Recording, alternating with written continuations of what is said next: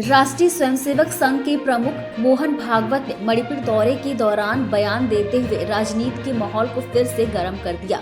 उन्होंने कहा कि हिंदू समाज के बिना दुनिया का अस्तित्व संभव ही नहीं है। उन्होंने भारत की सभ्यता को अमर बताते हुए कहा कि भारत सिर्फ एक नक्शे का नाम नहीं, बल्कि एक जीवित और सदियों से टिके रहने वाली सभ्यता है, जिसने अनेक आक्रमणों, साम्राज्यों के ढहने के बावजूद अपनी पहचान और आत्मा को नहीं खोया है। भागवत ने अपने भाषण में ये भी कहा कि दुनिया की कई प्राचीन सभ्यताएं जैसे ग्रीस, मिस्र और रोम समय के साथ समाप्त हो गई, क्योंकि उन सभ्यताओं में बड़े बदलाव आए और उनकी मूल पहचान कमजोर पड़ गई। इसके विपरीत भारत की संस्कृति और सभ्यता आज भी जीवित है और मानवता को जोड़ने का काम कर रही है। उन्होंने आगे कहा कि अगर हिंदू समाज मजबूत रहेगा तो पूरी दुनिया भी सुरक्षित और स्थिर रहेगी।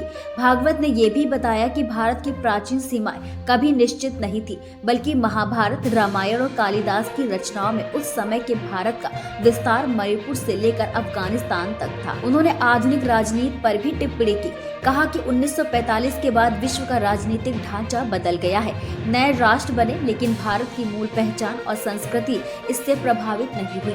भागवत का मानना है कि भारतीय मूल्यों का संयोजन और उसकी चेतना आज भी विश्व को दिशा देने में सक्षम है। परिस्थिति का विचार तो सबको करना पड़ता है, लेकिन आप देखो परिस्थिति आती है और जाती है।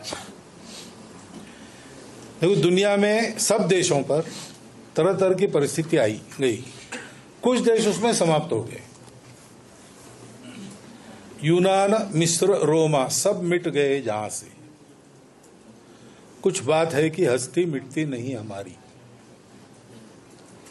तो भारत ये एक अमर समाज, अमर सिविलाइजेशन का नाम है। बाकी सब आए, चमके, चले गए,